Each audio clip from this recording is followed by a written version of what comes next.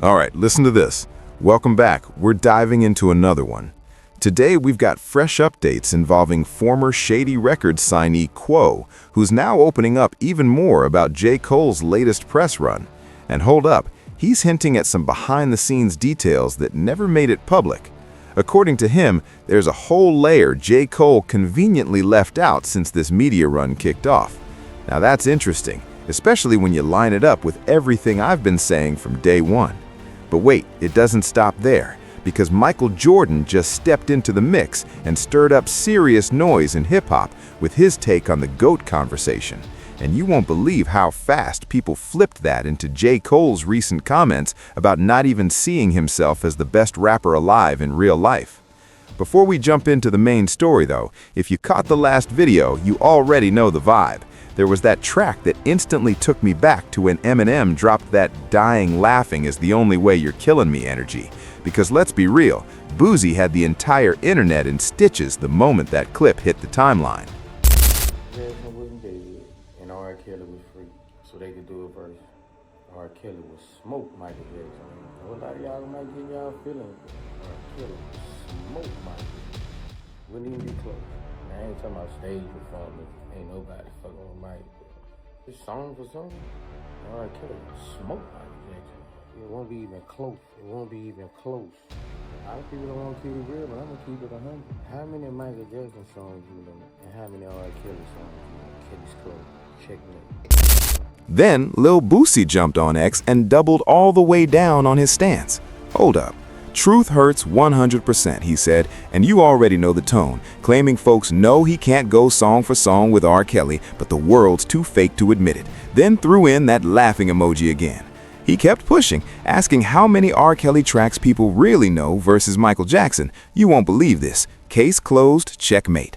Now, jokes aside, if you've been rocking with me since way back, April 2024 to be exact, you'll remember I already raised this exact question when it all kicked off. I said straight up, I doubt there'd be any apology if J. Cole dropped that Kendrick Lamar diss and it got love from fans and artists. Would Kendrick still be brother status if 7 Minute Drill was getting stamped as a top-tier diss track? And let's be real, that question's been quietly ignored ever since. But now, after J. Cole's latest press run, listen to this. We've got Stat Quo out here going all the way off. Was a good man, and I was happy that he was successful. And I know that he loves Kendrick Lamar. But I want to pose this in what I'm saying. The reason why I brought this up is, do you think, as a journalist or as a person, because no one's asking this question, had he put out that diss on Kendrick and it blew up and people loved it, you think he would have pulled it off DSPs? No, absolutely not. Absolutely not. He copied my whole fucking flow, word for word, bar for bar. The person that I met, the reason I'm bringing it back, the person that I met, even though he was vouching for Kendrick, he still is a swordsman, and he hadn't gotten used to everyone praising what he did. This is one of the few times, this is one of the first times where he got some real pushback and say, yo, this shit is not hot. And you spent 2 years talking about you can out-rap everybody. You put some shit out going at one of the top tier guys who's supposed to be your man, and motherfuckers shitted on you, and you ran for the hills. And then you want to start apologizing because me and Justin, we know about some conversations that we'll have behind the scene that we're not going to disclose on the third break. We're going to keep some of this shit private. But we know about some other conversations that may have been had that's what really had your ass talk about you sweating and panicking. Probably some of that information that motherfuckers was telling you, you know, Justin laughing because he fucking know. But anyway, we gonna digress. But I know for a fact, had that shit took off like a rocket, it would have been a totally different situation. And that's no disrespect to you, Cole, because you know I love you. Money Making Matt is my dog. I know that's your brother. You know what I'm saying? You got a tight click, but like success changed things. And I don't think you was ready to handle the ridicule. Because remember when he put that Cash Cobain verse shit out?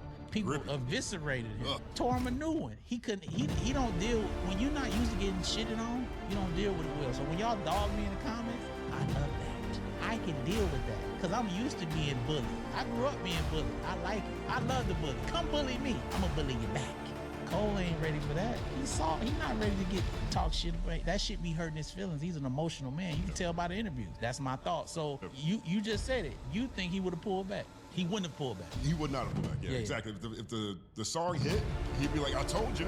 And knowing what we know now from J. Cole's mouth, that first-person shooter was initially meant for Drake and Kendrick Lamar. Before that beat ever made it to me, I think Drake wanted that to be a him got song.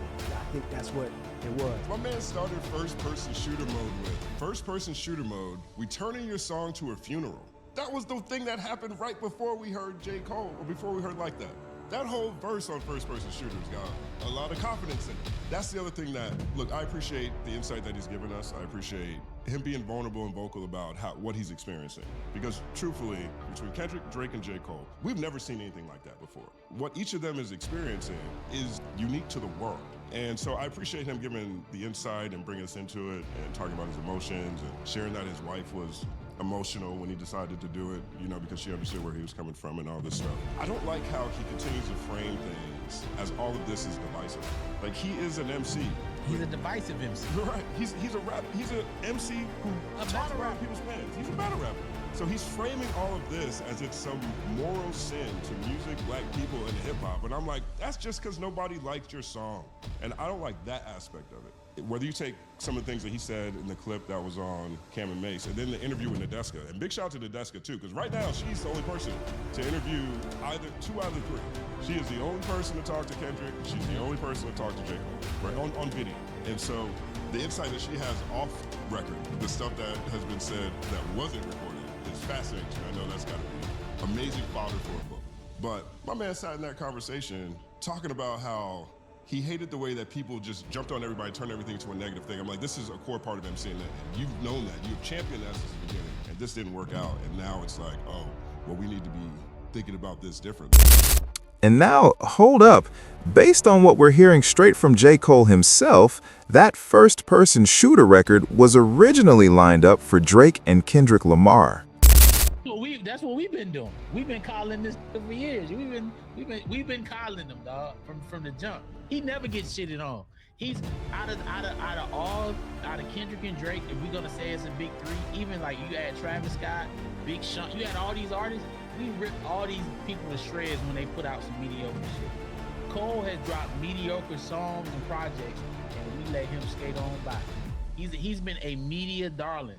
You know what I'm saying? It's like, oh, look, come on. But he's, you know what I'm saying? Oh, man, Travis Scott don't write no rhymes. That's whack as fuck, man. He's a piece of shit. You know, we don't talk to Cole like that, bro. Kendrick has been everything. You know how they talk to Kendrick? Drake, oh my God. We never, even after when he jumped out of the battle, we didn't go at his neck like we supposed to. We supposed to rip him a new one, bro. Everybody's like, nah, let him go, it's Cole. You know what I'm saying? It's okay. He don't get it. Like, we've been calling the dude. Let's just be honest, as a community. And of course, listen to this, it immediately split the room, with some people swearing 7-Minute Drill was actually a hit. Others pushed back hard, calling it straight-up revisionist history, and saying J. Cole snapped on that diss without even needing to go as disrespectful as Kendrick Lamar and Drake did. But then, on the flip side, hold up, not everyone's buying that narrative. To some, 7-Minute Drill just didn't land like that, and honestly, they never understood the hype around it. They even argue it sounded like Cole wasn't fully locked in or passionate about the track. I mean, if we rewind back to Like That, you won't believe this. It felt way more like a direct shot at Drake than Cole, if we're being real. In that whole situation, Cole almost came off like collateral damage. And now, to take it even further, Stat Quo is stepping in, claiming J. Cole is actually the most protected out of the so-called Big Three. Bring us luck. Michael Jordan is 63 and wears many titles, though there is one he would prefer not to hold. Is there room for more than one GOAT in basketball? There's no such thing as GOAT.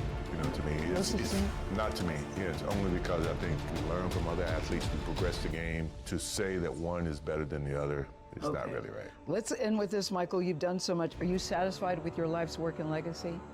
Yes. You are. I am. I wouldn't change a thing. I live with my mistakes. I live with all the lessons that I've learned, and I've been blessed with friendships, with partners, with teammates, coaches, whatever. I would not change a thing. And what a feeling. If it ends today, I will have a smile on my face, 100%.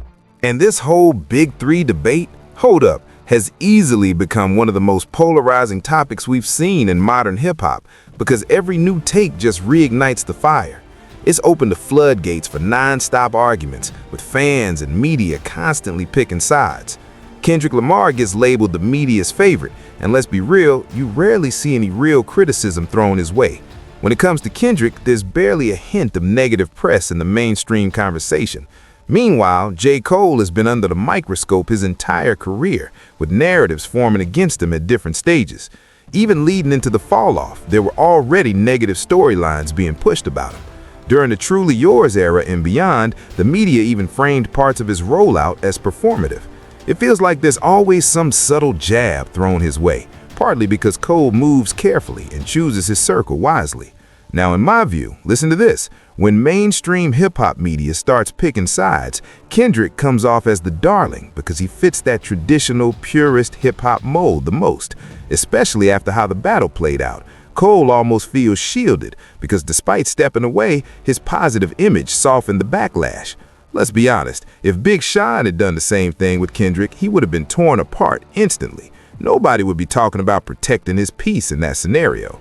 And then you've got Drake, who seems to have built up a long list of critics within mainstream hip-hop media. Figures like Joe Budden, Elliott Wilson, and Ebro Darden don't even try to hide their stands. Some of that might trace back to past issues, which makes it feel like there's a bit of payback in the air. That's just how I see the landscape, based on how media narratives are shaped and sides get chosen. I'm curious to hear your take, so drop it in the comments. And just when you think things couldn't get crazier, Michael Jordan stepped in and dropped a take that shook the entire hip-hop space. Songs. It's like, ask me in real life, do I think I'm the best rapper alive? It's a named Black Thought that exists. It's a named Lupe Fiasco that exists. On any given day, even my peers, a Drake or a Kendrick, where it's like, yo, I know on any given day I can show up to the studio and get these 80, but I know they can show up on any day in the studio and give me 80, and I might only have 30. So if I'm taking on a rap persona, like when I'm rapping, that's what I like to, that's how I like to rap. But if you ask me in real life, do I walk around like I'm the best rapper alive? No. And just like that, listen to this, it lit a fire across the culture, with hip-hop debates popping up everywhere. A lot of J. Cole fans are now saying, hold up, Cole basically echoed the same point Michael Jordan made, but caught heat simply because it came from him.